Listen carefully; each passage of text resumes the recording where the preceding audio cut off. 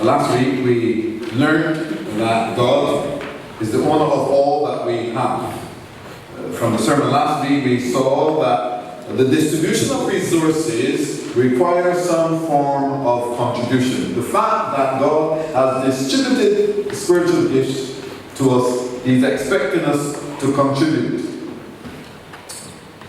We're reminded that just like the master in the parable who came back, that God, or Jesus rather, will come back again. We also learned that each person receives a spiritual gift and resources based on their earning power or their earning capacity. And then we also discovered that it is God who gives the gifts as He sees the potential capacity in each of us. So just as we looked in the parable, just because one guy had 5 gifts and another guy had 2, there's no need to become anxious because they were given the gifts or the talents based on the potential capacity to earn. We want to move to part 2 today, and as I was sharing last week, I'm looking to see if I can explore this link. There seems to be a link between the coming of Jesus and the use of spiritual gifts.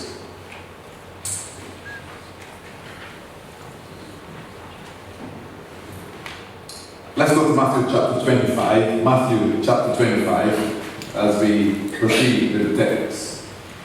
I'm reading from verse 20 to 25. Matthew chapter 25. I'm reading from verse 20 to 25.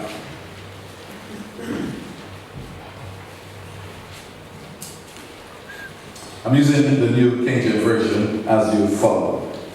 Reading. So he who had received 5 talents came and brought 5 other talents, saying, Lord, you delivered to me 5 talents. Look, I have gained 5 more talents beside them.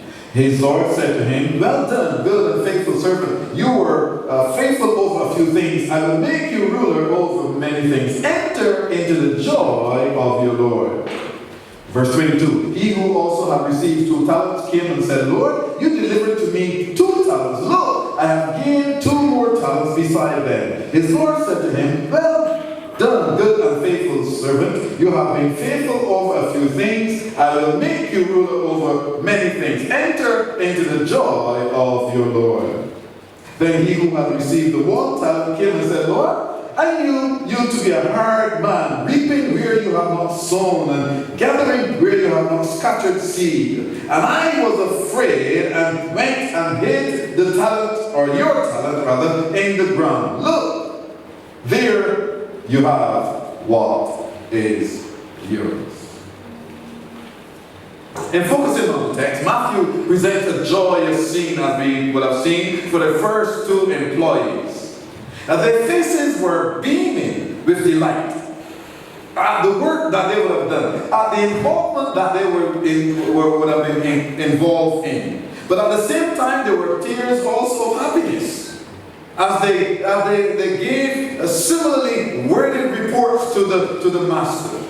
I don't know if you've been there before, where you experience joy to the point where you begin to cry. Have you been there?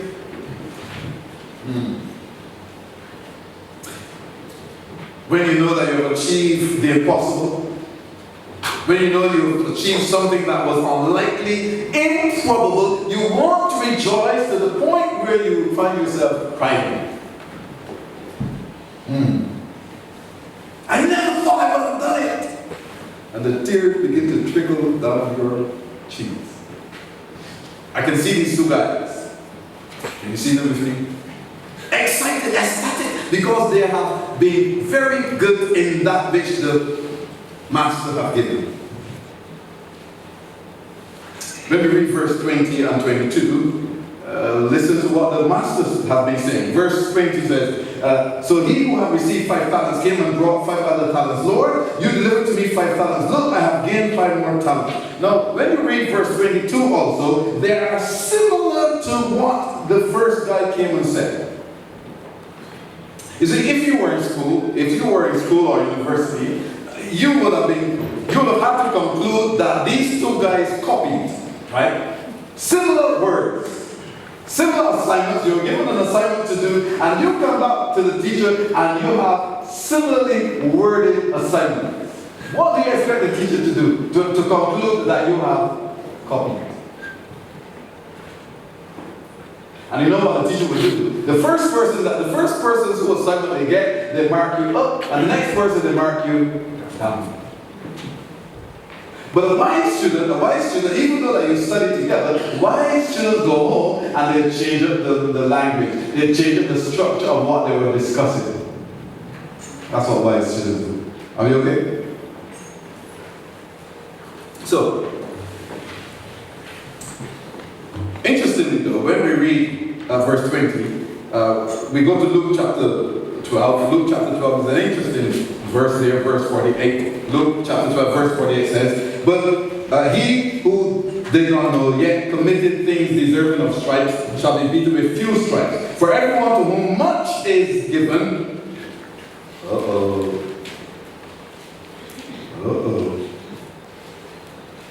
"from him much will be required. And to whom much has been committed, of him they will ask the more." So the more you are given, the more is expected from you. No wonder, we were saying last week, your parents would have sent you, some of you who your parents would have sent to Britain, or let's put that aside, and those of us whose parents would have sent us to school, we grew up, we went to school, we studied hard, and they pushed us, and we got educated, and we got jobs, and they are now expecting us to give back something. And especially if mom or dad have to work really hard, they are expecting a lot from you. So to whom much is given, much is expected. In other words, if you are given great responsibility, therefore the teacher is looking at you and they are expecting you to set an example because you are now a top set. Right? So don't let them go. Are we following? Okay. In the context though, in this context of celebration, the scene is set. It is a scene of celebration for the two servants, okay? Scene of celebration. You can see these guys jumping for joy. Just imagine with me, please. Because the owner has come back. The master has come back, and now he is asking them to give an account. You can see them excited. Interestingly, with the scene of celebration, in the parable, Jesus is hinting at the fruit of the Spirit. Oh. Because he says in verse 21, his Lord said to him, "Well done, good and faithful." And when you go to Galatians chapter 5, please, rush with me, please, to Galatians chapter 5. We will pick up the fruit of the Spirit in Galatians chapter 5. Okay, Galatians chapter 5. Okay, and let's read verse 22. But the fruit of the Spirit is love, joy, long-suffering, kindness, goodness, faithfulness. Let's hold it here. When we go back to the main text in Matthew, in the parable, Jesus says, "Well done, good and faithful." When we go to Galatians chapter 5, verse 22, we see at least those two words are coming up in Galatians: goodness and faithfulness. Jesus is hinting at the fruit of the Spirit when he says that the master said, "Good and faithful servant." And then he says to him, "Enter into the joy of your Lord." When you go back to Galatians, you also saw that there is love and joy. So Jesus is hinting at the fact that when we use our spiritual gifts, we are also, watch this, we are also displaying fruits of the Spirit. Uh-oh.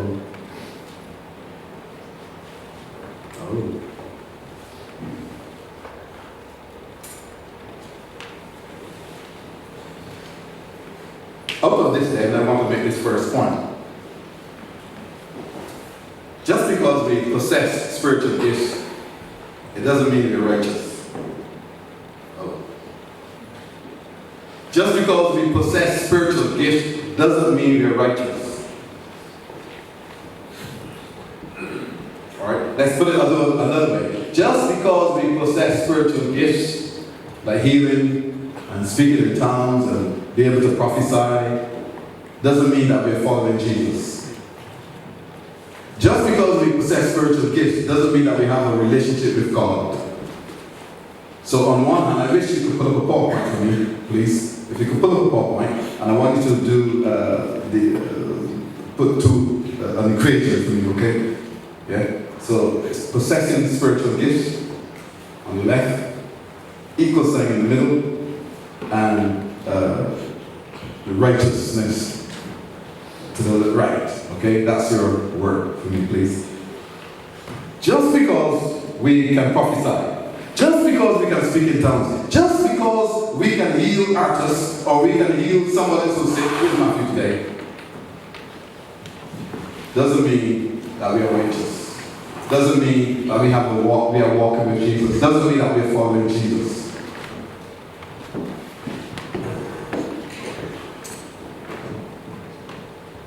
In fact, these two servants were displaying aspects of the fruit of the Spirit as we just saw. You see, when you love and appreciate the owner of spiritual gifts and the owner of our property and everything else that we have, we will seek to please that person. When you appreciate and love the owner of the spiritual gifts we have, the owner of your property. Because remember, you're not really the owner of your property. Psalm 24 verse 1 says, the earth is the Lord's. Uh-oh. Sorry for stunning you. That car that you have over there is not yours. The earth is the Lord's. And the fullness thereof, everything that is in this world belongs to the Maker. And then when we go to Psalm 100 verse 3, then he says that we are his people and the sheep of his pasture. So when you appreciate and love the owner of everything that we have, you will seek to please him. So the question we can ask ourselves is, did these first two workers, servants, did they enjoy working for the boss? You see, we can say yes, but we've got to find the evidence. Let's go to the Bible then. Verse 16. Let's see what verse 16 says. Verse 16 tells us, then he who had received 5 talents went and traded. Check the text. And made another 5 talents. He who had received 2 talents went and gave 2 more. So in other words, if these guys were not interested in or love and appreciated the master, they would not have taken the time and the effort to go out and trade in the first place. Why would I spend my hard-earned time and my effort and put effort into going out and knocking doors and pushing, trying to sell cloth or sell syrup or sell apples, to make an increase and to invest? Why? If there's no joy. And by the way, these guys took a risk because they never knew whether there would be any profit or not. You know that, right? When you have a business. It's a risk. Because you don't know if you will get customers. Ooh. You don't know. So you have to advertise, put up a lot of posters and flyers and put things in the newspaper and announce things and get your friends to bring other friends to the shop. Are we following? So these guys took a risk. The owner took a risk. That's what we discovered. And these guys took a risk. They had to put a lot of effort. And because they were putting effort, it would suggest that they had loved the owner. They wanted to please him. Oh.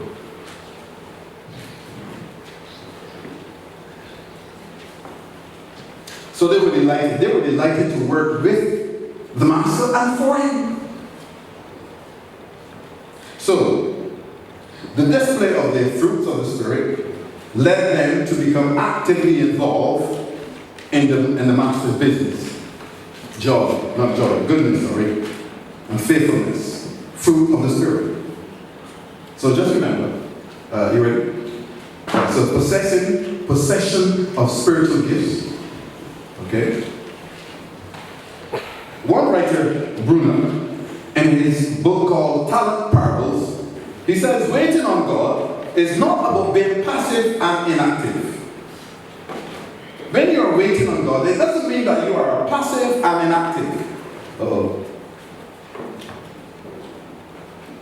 But you are actively engaged, mobilizing the believers to become involved. So when you are waiting on God, you actually need to be involved. And you are only involved when you are really using your spiritual gifts. He concludes, he says, working with one's talent is helping other people. So when we help others, they're actually using spiritual gifts. Something else is also interesting here. I want you to pick it up now, so when you can pick it up with me, please. There's a technique that the writer is using called contrast. Another word for contrast is?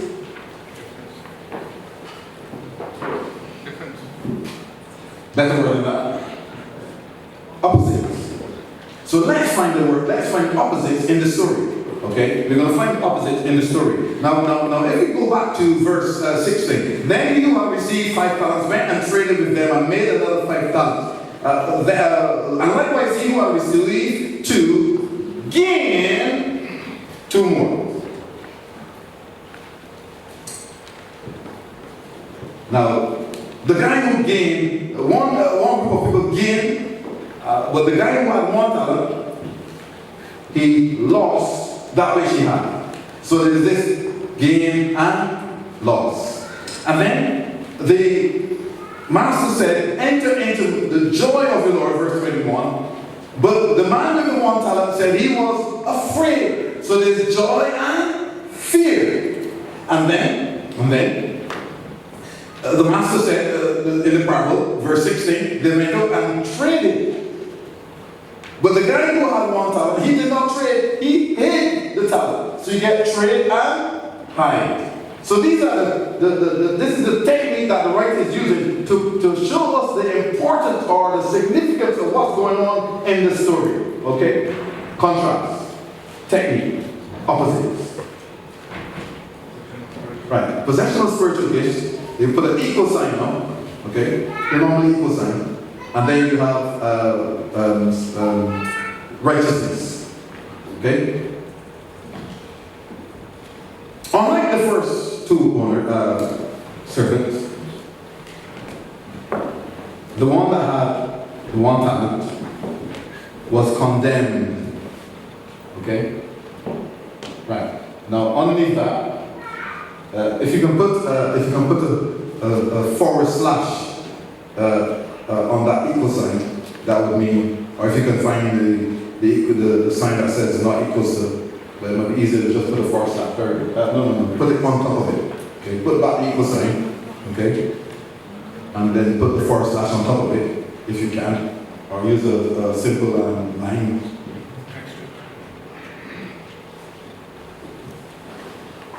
Okay, so the guy who had 1 talent, he was condemned. Why? Because he displayed works of the flesh. Watch it now, watch it. Let's look at verse 24, please. Verse 24. Then he who had received 1 talent came and said, Lord, I knew you to be a hard man, reaping where you have not sown and gathering where you have not scattered seed. And I was afraid and went and hid your talent in the ground. Look, there you have what is yours. Can I get it? Or I'll explain that. So, what we have in that scene is possession of spiritual gift is supposed to be does not equal to righteousness. Okay? And then I want to expand that, put another equal sign underneath righteousness. An equal sign underneath righteousness. Okay? What we have here in verse 24, the guy did not like his master. He condemned his master for being harsh. Check the story, check the story. Lord, I knew you to be a hard man, reaping where you have not sown. He didn't take the time. He didn't see the need to exert energy. He didn't see the need to go out and trade. He was selfish. He wasn't interested in his owner's property. He was only interested in himself. Notice, the reason I'm suggesting that is because he said, I was afraid. Afraid of what? Oh, hold it a bit.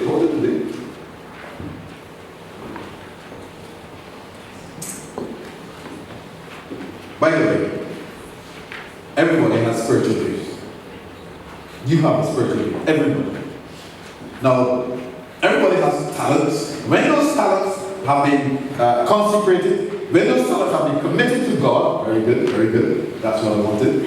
When those talents have been consecrated and committed to God, now they become spiritual gifts. So everybody has a talent, at least one talent. This guy was afraid. Afraid of what?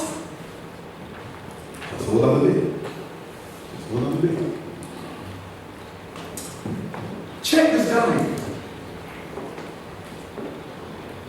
This guy seems to be suggesting, I don't like to work for people who are harsh and mean. Huh? Just begin to think. Lord, I know you to be a hard man, reaping where you don't sow, gathering where you have not scattered seed. What is he suggesting? You're mean. Just think of it for a while.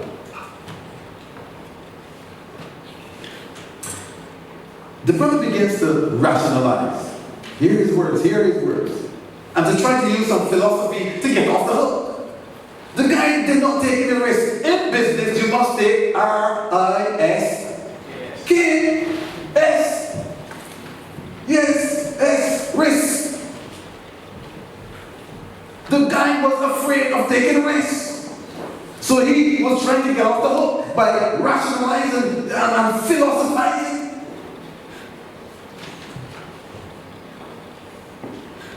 I hear him asking this question.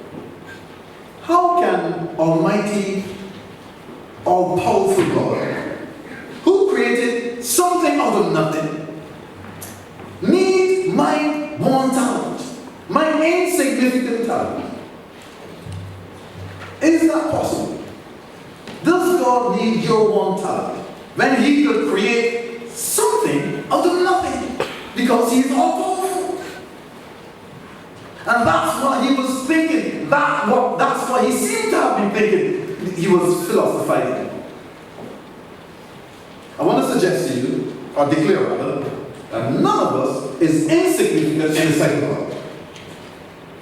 And just because you have one spiritual gift, it is not insignificant in the sight of God either. And if it was insignificant, God would have given you it in the first place. So everything we have is significant. It plays a part in the bigger scheme of things when it comes to Jesus.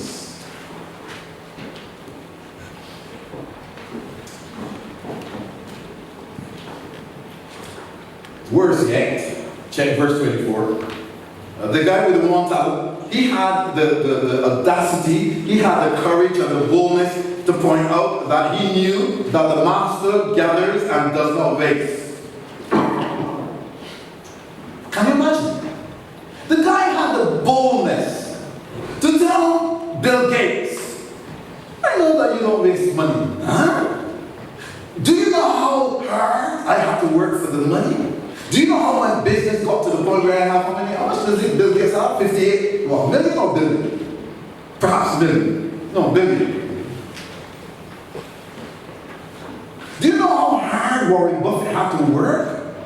And then you're going to tell Warren Buffett, I know that you are hard and you don't like to waste. Are we following? So the guy had the boldness. So Jesus then begins to highlight that he was lazy and wicked. Check the story. Verse 26. Check verse 26. But the Lord answered and said to him, you wicked and And when you go back to Galatians chapter 5, please, Galatians chapter 5, you will see what's coming up there. If you go to verse 19 and 20, let's pick it up in verse 20 to be exact. Verse 20 talks about the works of the flesh, such as idolatry, sorcery, hatred, contentions, jealousies, outbursts of wrath, selfish ambitions, dissensions, heresies, envy, murders, drunkenness, revelry, and the like. The guy, laziness, is sin.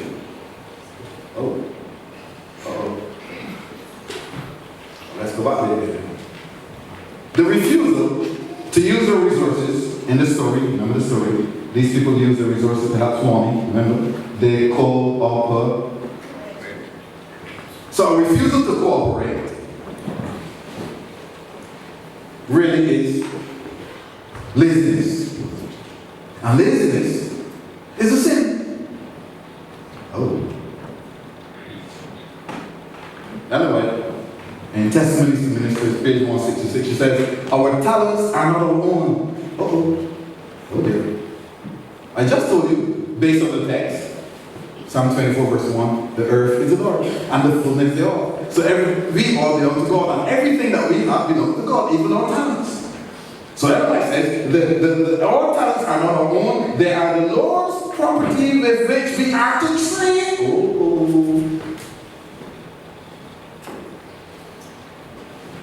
We are responsible for the use or the abuse of the Lord's goods. God calls upon men to invest their entrusted talents, that when the master comes, he may receive his own with usury. With his own blood, Christ has purchased us as his servants.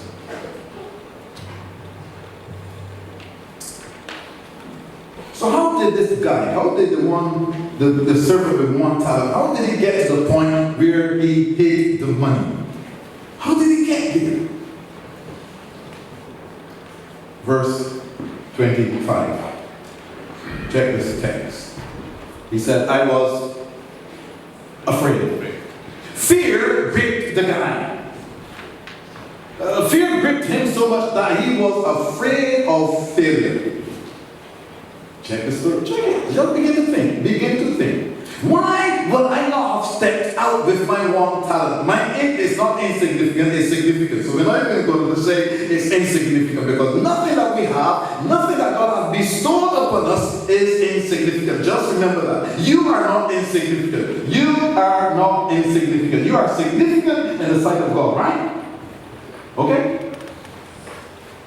It doesn't matter what people might say to you, that you're too short, or your size, or your height. It doesn't matter, because God has made you. Who has made you? And therefore, you are significant and important in the sight of God. So this guy was afraid. He was so frightened at the possibility of reported loss. Because remember, it's a risk. Business is a risk. He did not know whether, having traded, whether he would have had an increase or not. And therefore, he did not want to take the chance, and let's put the right word in there, take the risk of going out and trade, exerting so much energy, getting up at 6 o'clock in the morning, opening up the shop, because don't forget he works for himself. Sorry, I shouldn't say that, but I mean, in this case, he's working for himself. Because the owner is not around. Nobody to supervise. He has to use something called initiative, right? You know those terms. That's what NHS asks for, or school, or employers. You see it on the job spec. Do you have initiative? Are you thoughtful? Are you a team player? And in this case, this guy would have had to, can you work independently? Whoops. Are we following? So the guy had to exert a lot. He had to put a lot in to get back something. And he was so afraid of taking the risk of doing all of that, not knowing whether he will get returns in returns. And therefore, fear overshadowed him. The guy was afraid. Afraid of failure. still afraid of reporting loss to his boss. No wonder he did not take any risks. We have to ask the question though, where does fear come from? Because the text says he was afraid. Check the story, check the text. Verse 25, I was afraid. So you have to ask the question, where does fear come from? Let's find the answers in the text, in the story, in the Bible. 2 Timothy chapter 1, verse 7. 2 Timothy chapter 1, verse 7. We're going to read from verse 6 just to get a context. Therefore, 2 Timothy chapter 1, verse 7.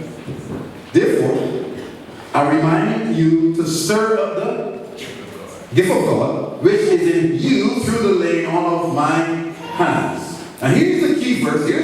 Now, verse 7. Here's the key verse, verse 7. For God has not given us a spirit of fear, but of power, and of love, and of a sound mind.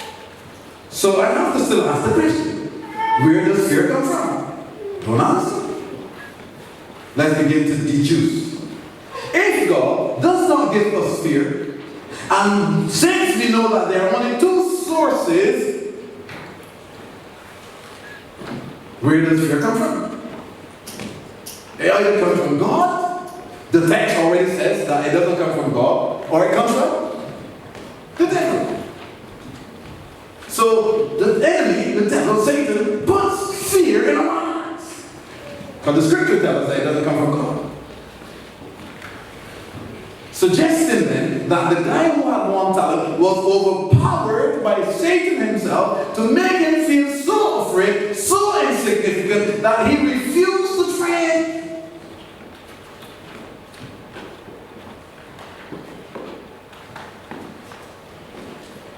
The enemy will not stay idly by and see you being blessed, see you getting blessed, and do nothing about it.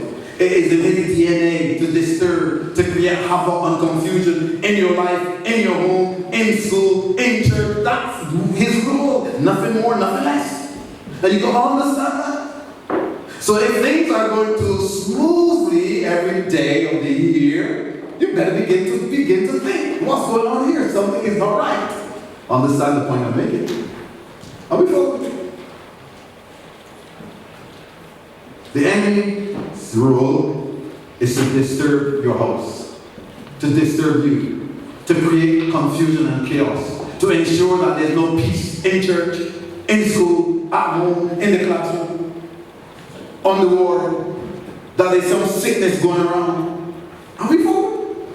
And therefore, he will not stand idly by and see you being blessed. No wonder, yes, okay, these two guys had 5 talents and 2 talents, and they were all day getting blessed, and they were getting returned. But this guy, I want to show the businessman, I want to show the owner of all the business that, yeah, okay, he might get 2 of them, but at least I can get 1.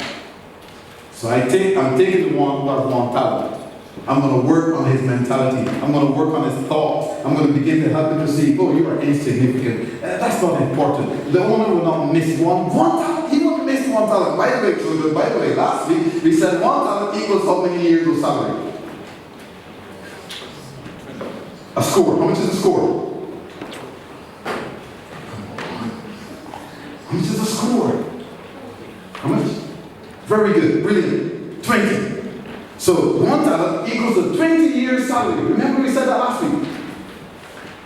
So the enemy works on his mentality, begins to work on his thinking. 20 years of salary?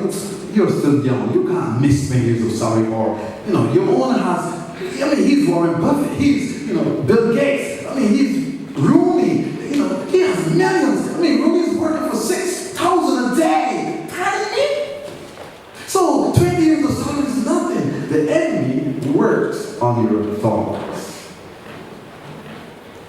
That 1 talent is nothing really. we begin to buy into those thoughts. No wonder the guy hid his money, his talents. You know, things were so bad. The situation was so bad that the guy kept the money as a secret and would not let anybody know he had any. Because he hid it. The Greek says he hid it once and for all, planning never to take it up again. It's called the aorist tense, suggesting that when you do something, you do it once and never to do it again. So the guy hid the one talent, which is 20 years of salary. I don't know how big that hole was, but if it's in today's term, 20 years of salary, we talked about this last time, 1 year of salary is perhaps 48,000, depending on if you're a teacher or nurse. 20 by 40, we did this last week, 20 by 40 is 960,000, right? This hole will have to be really big to put 960,000 pounds in the earth.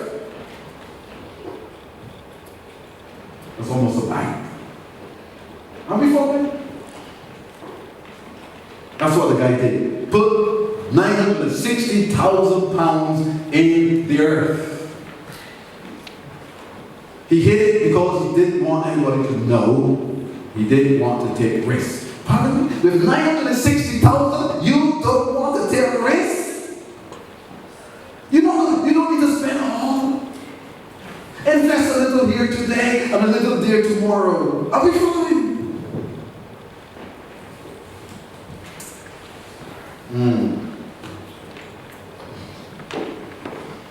You know what's interesting though? The guy did not only hid his one talent, you know. He hid himself. He hid himself also. He did not go to work. He stayed in some room. He did not, nobody saw him for that time period. Uh-oh. You know those kind of people? You never see them around. They only show up when the party is ready. They don't work. They do nothing. They don't lift anything. They don't exert any energies. They don't help around the house. Only when the food is finished. We had a term from Barbados in our country. We called it pot timers. We would run off, children, and go into hiding, and go into the gully and the villages and the bushes and play with our friends. And we knew when our parents finished cook. And the moment she lifted the pot off the stove, we were home. It's called pot timing. You didn't work. You didn't do anything. You didn't bring any water. You didn't wash the dishes. You didn't go to the shops for the food. You didn't peel the yams or the potatoes, or you didn't make the samosa. You did nothing. Yet you're ready to. The guy hid himself. He hid his money and he hid himself. No wonder Jesus said, "You are lazy." Check the story. Back to verse 26.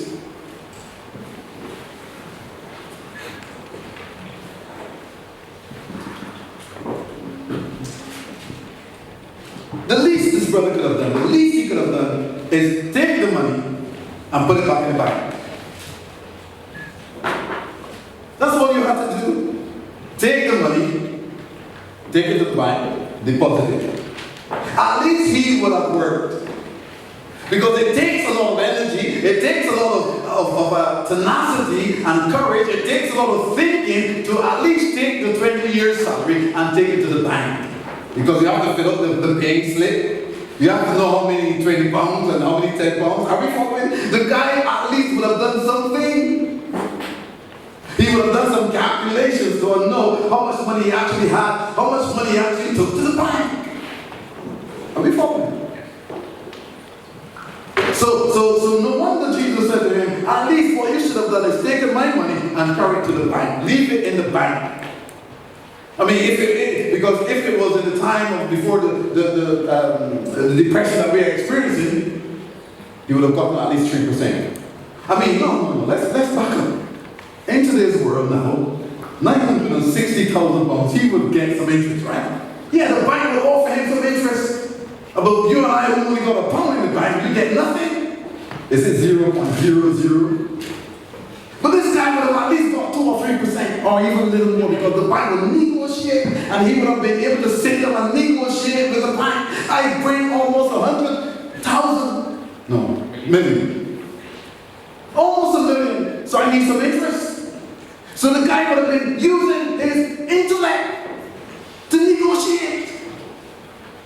And no wonder Jesus said that if you had put it in the bank, it would have gotten interest. He would have worked. It would have at least not doubled, but at least it would have brought some returns. Oh. You know what is interesting? You may not be able to do anything for God by yourself, but if you link up like what was going on in this story, it's called what? Or teamwork. You can get something done. Just because I don't have all the gifts, I can team up with somebody. Work is still being done. So, verse 29 is interesting. I want to finish this equation, by the way. Righteousness, you can put also there, activity, underneath righteousness. If you make it smaller, you can put activity, and then we'll come back to that, okay? Verse 29. For everyone who has, more will be given, and he will have abundance. Just note, God does not fill the empty. Oh. If you are not active, God does not fill you. If you're not involved, if you're not using the gifts that God has given you, your gifts will not expand. Check the story. Check what Jesus is saying. For everyone who has, more will be given. The more you have, the more you'll get. In other words, the more involved you are in God's work, the more your spiritual gifts will develop. Possessing spiritual gifts, though, just remember, does not equal to righteousness or activity. Just because you have spiritual gifts doesn't mean you're righteous. Doesn't mean I'm righteous. Doesn't mean that I'm involved. Because I can have spiritual gifts and not be involved, right? Yeah? Just because I have spiritual gifts doesn't mean that I'm following Jesus. If you make it smaller, please. If you make that smaller, we can put underneath that following Jesus. Just because I have spiritual gifts doesn't mean I'm following Jesus.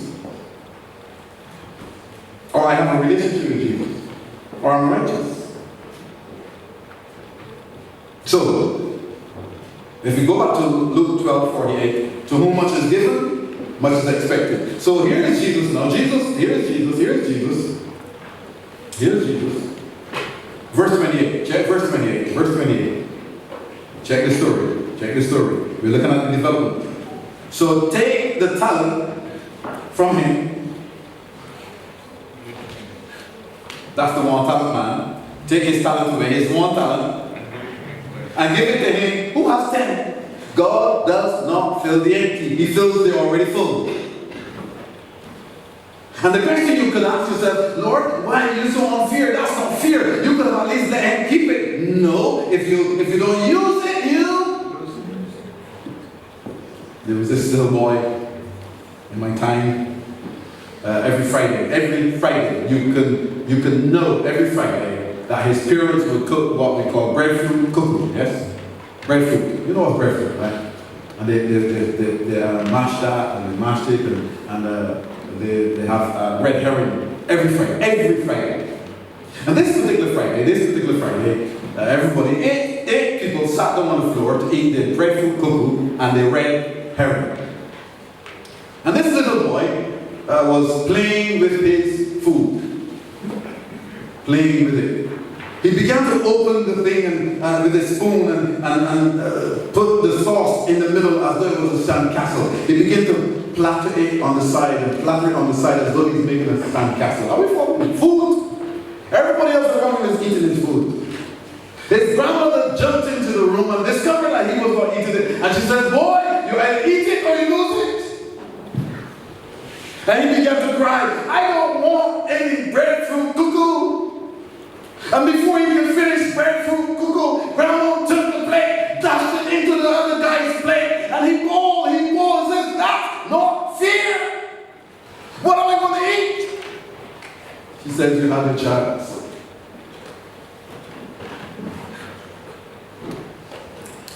Why did Jesus not let him keep it?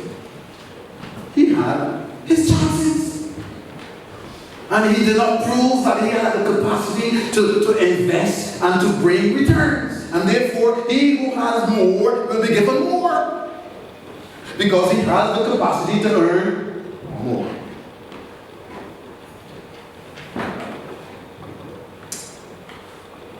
Righteousness or activity or following Jesus does not mean you're spiritual. Uh-oh. So underneath that, you make it smaller and put the not equal sign underneath following Jesus. Just because you are right, just because you are active in church doesn't mean that you are spiritual.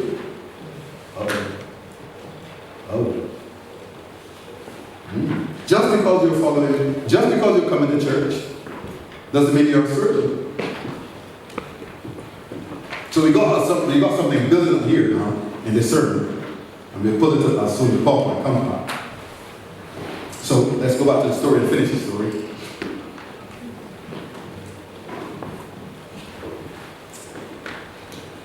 And verse 30 says, and cast the unprofitable servant into the outer darkness. The guy was not helping the organization. You know where I'm coming from, right? There's something called review and evaluation in your workplace. Appraisal. What's that? Appraisal. Appraisal. Assessment school. When it's time for you to be appraised, your files are open. And people are watching you, by the way, what time you get to work, how well you're working on the job, what slips you have on the job, what errors you're making in the books.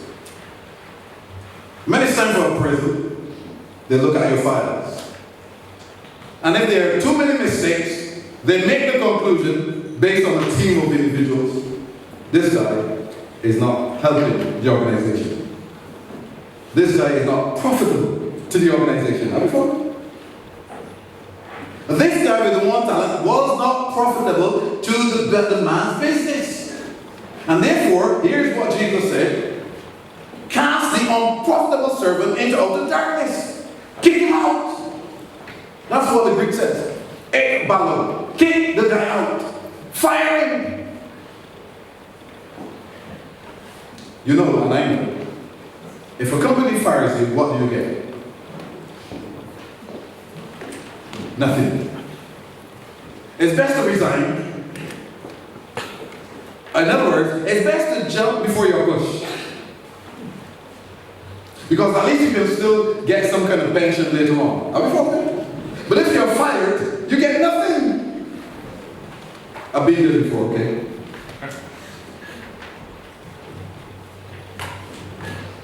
So the guy was not profiting the business. So the owner took the one talent from him, 20 years of salary, give it to the guy who already had 10 talents. Now let's do some math here, please, quickly. We already said one talent is 20 years of salary, yes? Right. This guy had 10 talents. How many years of salary that is now? If one talent is 20 years of salary, 10 talent is how many years of salary? Brilliant, brilliant, 20 years of salary. And in today's field, 200 years of salary, times 48,000, that's 9 million? 10 million plus 10 million. Almost 10. What? The guy who had 10 talents had almost $10 million pounds in today's world in Britain. And then the owner took the extra one talent and gave him 20 years of salary, put almost $1 million. So how much of a million did he give him? 10, 11 million the brother ended up with. He was profitable to the organization.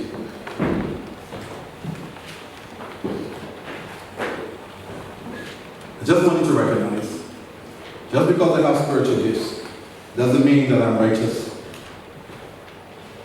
It doesn't mean that I'm active. So let's look at it now. Okay? Alright. Let me get it yet, but we're going to get it. Having spiritual gifts is not equal to righteousness. It doesn't mean that you're active. It doesn't mean you're following Jesus. Okay? And being being active doesn't mean that you are spiritual. Just because I'm coming to church doesn't mean I'm spiritual. Just because I'm actively involved in church doesn't mean I'm spiritual. So you got this issue going on here that you can also say, possessing spiritual gifts does not mean that I'm spiritual. Being active doesn't mean that I'm spiritual. Because we see from the story, unless that you have a relationship with Jesus, unless that you enjoy working with and for the Master, everything else is lost. So joy must be in the heart. You must be involved. You must be first, rather. You must become first before you can do. We can do a lot, and if we haven't become what God wants us to be, then we are still lost. No wonder this guy was lost. He was cast out into outer darkness because he was not profitable to the organization. What talent or gift do you want to consecrate to the Lord? What is that talent that you would want to use, but you might be afraid to use it?